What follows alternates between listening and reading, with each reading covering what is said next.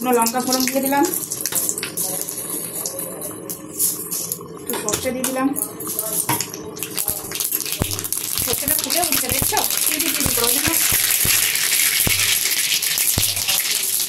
এই যে রসুন কুচি দিয়ে দিলাম। অনেকে গোটা রসুনও দেয়, কুচি দিলেই ভালো, একটু সেন্টটা ভালো পাওয়া যায়। তো এদিকে এই দেখো, এই তেঁতুল গোলাটার মধ্যে মানে তেঁতুলের মাড়িটার মধ্যে লঙ্কার গুঁড়ো আর হলুদ একসাথে পেস্ট করে দিচ্ছি।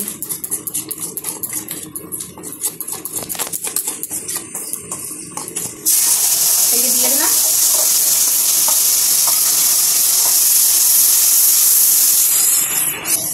এই দেখো নুনটা দিয়ে দিলাম। নুনটা মানে নিজেকে বুঝে নিতে হবে পরিমাণ। এবার এটাকে নাড়বো। যতটা ধনে পাতা থাকবে পরিমাণ ততটাই তেল মেপে দিতে হবে। যেহেতু আজকে আমার ধনে পাতাটা বেশি নয়, এই যে তাই তেলও এতটাই দিয়েছি। এবার আদা বাটাটা দিয়ে দেবো, মানে আদাটা একটু ঘষে নিয়েছি বাটার থেকে, এটা সেন্টটা খুব সুন্দর উঠবে।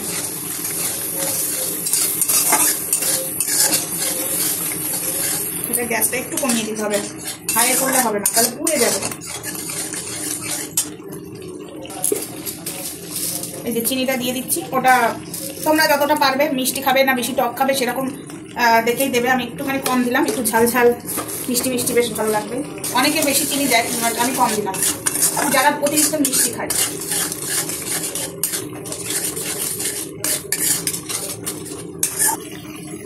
এই দেখো এবার ধনে পাতা বাটাটা দিয়ে দিলাম। খুব মিহি করে বাটি, মিহি করে বাটলে ভালো লাগবে না, একটুখানি ছিপা ছিপা থাকবে, খেতে টেস্ট লাগবে।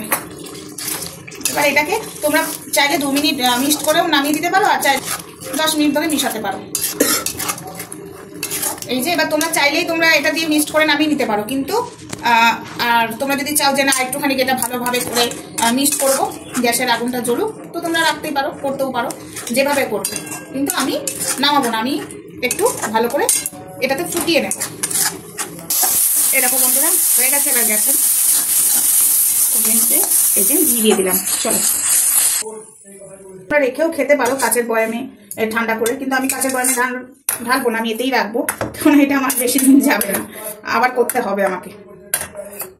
এই দেখো বন্ধুরা, ভাত বেড়ে দিচ্ছি ছেলেদেরকে। ভাত খাবার টাইম হয়ে গেছে, রান্না করতে করতে। দেখো গরম গরম, শীতকালের দিনে ফেলে রেখে কোনো লাভ নাই, রান্না হবে আর খেয়ে নাও। তো এই যে ভাত দেখিয়ে দিই আরেকবার, এই যে টমেটো দিয়ে মুসুরির ডাল।